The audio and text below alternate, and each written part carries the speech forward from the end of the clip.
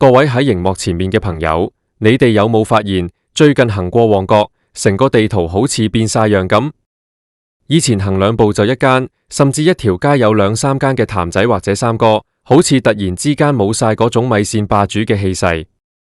甚至最近有消息傳出話佢哋可能要黯然退市，呢個消息真係震撼咗唔少香港人。諗返起以前，我哋仲會笑住學啲姐姐講小辣、三小辣、蜜餞、竹笙，但今時今日，大家望住嗰碗加埋兩三樣餸，叫埋杯嘢飲就要成70蚊嘅米線，真係仲食得落口咩？正當本地米線王國好似行到盡頭咁嘅時候，另一邊廂，旺角街頭竟然出現咗一幕好耐冇見過嘅奇景，一大班人排長龍排到轉彎，唔係為咗買名牌，亦都唔係為咗搶新款波鞋，而係為咗嗰啲由內地落嚟嘅過江龍米線。呢啲過江龍打住免費任加嘅旗號，簡直係血洗旺角食肆。今日我哋就嚟深挖一下，到底係譚仔自己唔爭氣，定係呢啲內地過江龍真係太過強悍？點解網民會集體哭訴話終於食到平靚蒸？講到譚仔，相信各位街坊真係由細食到大。諗返起喺2017、2018年嗰陣，譚仔同三哥先後俾日本丸龜製麵嘅母公司收購，嗰陣大家仲覺得係香港品牌嘅光榮，話晒都可以去到東京交易所上市。但係好景不常，去到呢2年，你有冇發現譚仔嘅定位好似越嚟越尷尬？我仲記得喺2021年、2022年左右，一碗普通嘅炸醬米線加個凍檸茶，可能係50蚊有找，當時大家都覺得係窮人恩物。但你睇下而家2026年啦，隨便叫個雙拼，加埋嗰啲所謂嘅特飲，分分鐘要成70蚊。70蚊食一碗米線喎。我喺旺角、深水埗求其揾間茶餐廳食個午市套餐，有湯有飯有嘢飲，可能都係60零蚊。譚仔憑咩收我70蚊？好多網民就話，以前譚仔勝在夠地道，嗰種譚仔話係一種情懷。但係當一間公司上市之後，過度標準化、過度追求利潤，嗰種味道就好似慢慢變咗。以前啲湯底濃郁到不得了，而家有時淡到好似加咗好多水咁。最令香港人難受嘅係，份量好似縮咗水，但價錢就係咁加，由以前30蚊一碗，加到而家70蚊。呢個70蚊就好似一個魔咒咁，將原本最忠實嘅基層客群慢慢推走咗。大家心入面都有一把尺，當你嘅性價比跌到去一個臨界點，大家就會開始諗，我點解唔去試下新嘢？就係喺呢個時候，內地嗰啲米線巨頭睇準咗香港個市場，大舉南下。大家最近行過旺角，有冇見到嗰幾間新開嘅內地連鎖店？佢哋嘅裝修好到好似網紅店咁，最緊要係咩啊？係嗰種唔怕你食，只驚你唔飽嘅霸氣。其中一間喺旺角開到正一正嘅過江龍，打出嚟個廣告真係好震撼。佢話米線、湯底、小食，通通可以免費續加。你冇聽錯，係免費任加。呢個消息一出，簡直好似喺旺角投下咗一枚炸彈咁。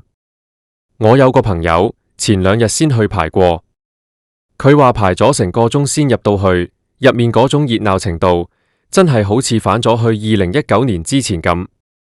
佢話一碗米線配料多到滿晒出嚟，價錢竟然仲係維持喺40幾、50蚊左右。最誇張係你食完唔夠飽，招手叫姐姐，佢真係成碗米線再倒俾你，連湯都可以加。呢種玩法喺香港嘅餐飲界簡直係聞所未聞。我哋香港人講究咩？講究抵食夾大件，講究性價比。當譚仔收緊你70蚊，但係連加底都要加10幾蚊嘅時候，人哋50蚊俾你食到飽為止，你話香港人會點揀？網上討論區好似連登或者係 Facebook 啲食評群組，最近真係鬧爆。有網民喊住咁講，我等咗呢一日好耐啦，終於有間嘢係當香港人係人咁對待，而唔係當我哋係水魚。呢句說話聽落好心酸，但亦都反映咗現實。點解香港本土嘅連鎖店做咗咁多年，反而會輸俾一個啱啱落嚟嘅過江龍？有人話係租金問題，有人話係人工貴，但係大家要諗下，呢啲內地品牌佢哋點解做到咁平？其實呢啲內地過江龍背後都有好強大嘅供應鏈支撐，佢哋喺內地可能有幾千間分店，採購成本低到你唔信，再加上佢哋而家係要打江山，甚至可以蝕住嚟做，目的就係要喺香港市場插支旗。佢哋明白香港人而家嘅消費心理，就係北上消費嗰種心態。既然咁多香港人每逢星期六日都要上去深圳食嘢，咁佢哋直接搬個模式落嚟旺角，你話點會唔大排長龍？我睇返最近嘅一啲數據，譚仔嘅母公司喺最新嘅財報入面，真係唔係咁好睇，利潤跌到好緊要，甚至要關閉一啲表現唔好嘅分店。以前大家都覺得譚仔係穩賺不賠嘅象徵，而家竟然搞到要退市，呢個真係時代嘅眼淚。其實呢個現象反映咗一個好大嘅問題，香港嘅餐飲業模式係咪已經過時？我哋成日講地產霸權，租金係咁加，搞到啲老闆只能夠加價或者縮數。但係當消費者嘅收入冇加，或者大家對未來經濟睇得好淡嘅時候，你仲收日價去賣一碗普通嘅米線，大家真係會用腳投票。再講返旺角嗰啲排隊人潮，其實入面有好多都係年輕人。以前呢班後生仔可能係譚仔嘅核心擁護者，但而家佢哋更追求新奇同埋極致嘅性價比。嗰啲過江龍唔單止味道夠重、夠刺激，仲好識得玩社交媒體營銷。佢哋啲店員好有活力，服務態度甚至好過好多香港本地嘅老牌連鎖店。你喺譚仔可能要聽姐姐嗰種唔耐煩嘅埋單啊，行開啲啊，但喺呢啲新店，人哋係會好客氣咁問你需唔需要加麵。呢種服務上嘅落差，亦都係令到香港人轉頭過江龍懷抱嘅原因之一。有網民分析得好透徹，佢話譚仔之所以做唔住，唔係因為佢唔好食，而係因為佢冇進步過。30幾年前，譚仔米線係新鮮事，嗰種味道係獨一無二。但去到2026年，市場已經變晒。而家嘅消費者要嘅唔單止係填飽個肚，仲要有一種爽嘅感覺。你70蚊一碗米線，食完仲要計住，呢種感覺一啲都唔爽。相反，嗰啲內地品牌找準咗情緒價值，佢俾你一種我請你食，隨便食嘅大方感覺。即使佢只係俾多幾兩麵你心入面嗰種滿足感係完全唔同。我亦都聽過一啲業界人士講，呢場旺角米線大戰其實只係一個開始。隨住越嚟越多內地品牌嚟香港，本地嘅餐飲業將會面臨一次好大規模嘅洗牌。以前我哋覺得過江龍水土不服，好快就走，但今次好似唔同。佢哋係帶埋成套成熟嘅管理系統，強大嘅資金流同埋極致嘅成本控制過嚟。如果本地品牌仲係抱殘守缺，仲係諗住靠嗰份集體回憶去撐，恐怕最後嘅結局真係只有黯然退市呢一條路。睇返今次譚仔嘅危機，其實亦都係俾香港所有企業一個警示。喺呢個2026年的新時代，消費習慣已經徹底改變。以前大家可能會覺得貴少少唔緊要，最緊要係支持本地嘢。但當經濟環境變差，大家嘅生活壓力越來越大嘅時候，求生先係最真實。一碗平靚正嘅米線，對好多人嚟講，可能就係辛苦工作一日之後唯一嘅慰藉。如果你連呢份慰藉都收得咁貴，甚至俾唔到應有嘅質素，咁大家轉身離開，其實係好自然嘅事。我想同各位分享多一個故事。我有一位喺旺角開咗10幾年小型茶餐廳嘅長輩，佢最近都話生意真係難做。佢話以前最驚係租金，而家最驚係啲客唔見晒。佢見到隔籬街間過江龍日日排長龍，佢自己心入面都好酸。佢同我講，我哋以前做生意係講良心，但而家講嘅係規模同埋資本。人哋一個大集團落嚟，用你無法想象嘅成本去打你，你點打？呢番話真係聽落好唏噓。但係換個角度諗，對於我哋消費者嚟講，有競爭先至進步。如果唔係呢啲過江龍入嚟，我哋可能仲係要食緊嗰碗70蚊，份量又少嘅譚仔，仲要覺得理所當然。所以網民嗰句終於食到平靚正，背後其實係一種對過往幾年生活成本過高嘅無聲抗議。大家唔係唔想支持香港品牌，大家只係想生活過得輕鬆啲。2026年嘅香港，街頭依然繁華，但係繁華背後，消費邏輯已經完全重寫。譚仔退市可能標誌住一個時代嘅結束，而旺角街頭嗰啲排隊食米線嘅人龍，可能正係預示住一個新時代嘅開始。呢件事亦都令我諗起，其實唔止係米線，由茶飲到火鍋，甚至係普通嘅小炒，內地品牌都喺度加速滲透。呢種血洗式嘅競爭，對本地小店嚟講係一種災難，但對消費者嚟講，係咪一件好事？我想聽下你哋嘅睇法。你哋最近有冇去試過嗰啲排長龍嘅過江龍米線？你覺得佢哋嘅免費任加係真心回饋定係營銷手段？同埋，你又會唔會懷念以前嗰碗30-40蚊，充滿姐姐人情味嘅譚仔米線？其實講到尾，大家最關心嘅都係生活質素。如果70蚊一碗米線可以帶嚟相應嘅滿足感，香港人係絕對唔介意俾。問題就係，當你嘅品牌日價已經遠遠超出咗產品本身嘅價值，咁你嘅衰落就只係時間問題。譚仔以前帶俾我哋好多快樂，亦都陪過好多香港人度過咗無數個窮困嘅學生時代。但係生意始終係生意，市場係殘酷嘅。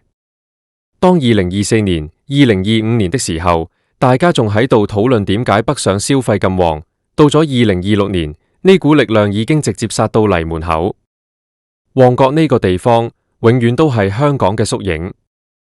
喺呢度，舊嘅嘢會消失，新嘅嘢會出現，而且速度快到你唔信。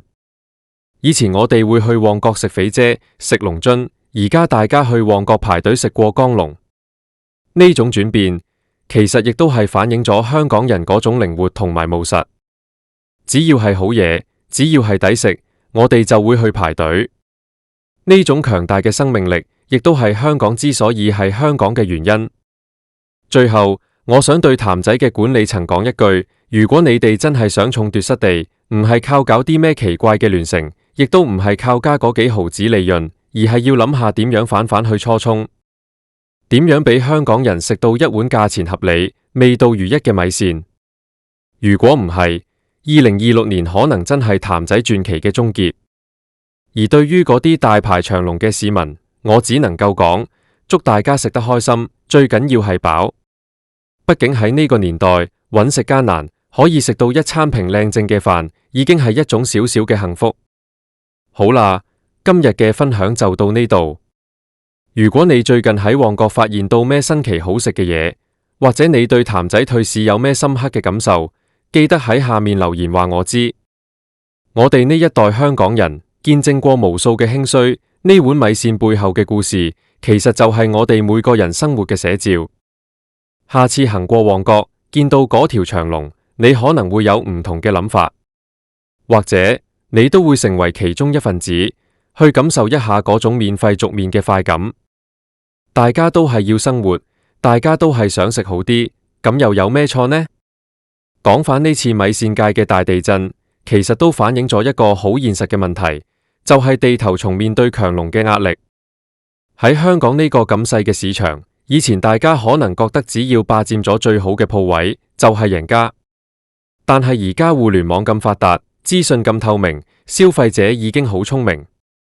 如果你仲諗住用舊嗰套地段為王嘅思維去經營，完全忽略咗產品嘅競爭力，咁樣退市就真係唔係新聞。以前我哋細個，老師成日教不進則退，估唔到呢句說話喺2026年嘅餐飲界體現得咁淋漓盡致。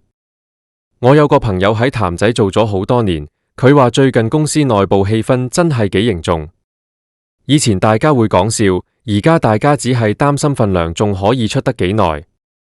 佢話其實前線員工都好努力，但係上面嘅決策層好似完全唔知出面發生緊咩事咁。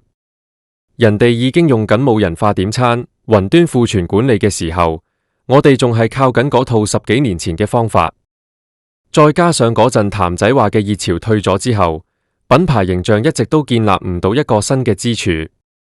相反，你睇下嗰啲旺角新開嘅鋪頭，人哋一入去，個入點餐快到飛起，會員積分系統做得極之完善，食完一次之後就不斷有優惠券推俾你。呢種數據化營銷，對於傳統連鎖店嚟講，直情係降維打擊。網民話終於食到平靚正，其實唔單止係講價錢，仲係講緊嗰種整體嘅消費體驗。如果你食餐飯都要受氣，又要食到咁貴，咁大家點解唔去試下啲新嘢？而且呢啲過江龍仲有一招好絕，就係本土化。雖然佢哋係內地品牌，但佢哋好識得用香港人嘅語言去同大家溝通。佢哋嘅宣傳海報用嘅係最潮嘅香港俚語，甚至會自嘲，呢種姿態放得好低，好容易就攞到香港人嘅好感。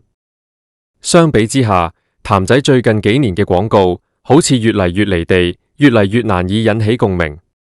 所以話呢場米線大戰其實係一場全方位嘅競爭，由供應鏈、成本管理、科技應用，去到品牌營銷同埋顧客心理，譚仔可以話係輸咗唔止一截。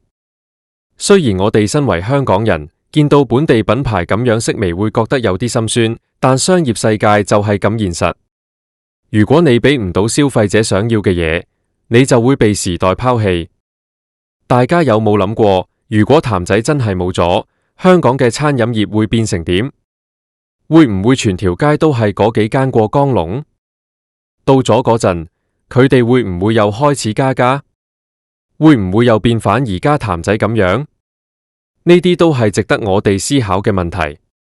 競爭帶嚟進步，但壟斷永遠都係消費者嘅噩夢。所以我哋喺享受緊平靚正嘅同時，其實都要希望本地品牌可以爭氣啲，起碼要有一場好睇嘅反擊戰。喺旺角呢個充滿故事嘅地方，每一間鋪頭嘅開張同埋執笠，都記錄緊呢個城市嘅變遷。今日我哋講譚仔，聽日可能我哋會講其他老牌連鎖店。但係無論世界點變，香港人對美食嘅追求係唔會變嘅。只要你有誠意、有質素、價錢合理，香港人一定會支持。呢種樸實嘅消費觀，可能就係維持住香港活力嘅最後一道防線。所以各位朋友，如果你哋仲有想食嘅本地味道，趁佢仲喺度嘅時候，就多啲去支持下。但係如果你覺得佢已經變咗質，亦都唔需要客氣。我哋要用我哋手上嘅錢，去決定我哋想要一個點樣嘅餐飲環境。2026年係挑戰同埋機遇並存嘅一年，對於食客嚟講，可能係最幸福嘅一年，因為選擇真係多咗好多。最後，我想再講返嗰碗70蚊嘅米線。其實70蚊可以買到好多嘢，可以係一餐滿足嘅午飯，亦都可以係一個教訓。譚仔用佢嘅退市話俾我哋知，冇一個品牌係可以長盛不衰嘅，除非你能夠不斷咁超越自己。而旺角街頭嗰啲大排長龍嘅網民，就用佢哋嘅行動話俾全世界知，香港人要嘅嘢好簡單，就係平、靚、正。只要你做到呢3點，你就可以喺呢個城市生存落去。今日就同大家傾到呢度，希望大家喺呢場米線大戰入面都可以揾到屬於你嘅嗰碗味道。無論係譚仔定係過江龍，最緊要係食得開心，對得住自己個胃，對得住自己份量。下次我哋再傾下其他關於香港生活嘅大小事，再見。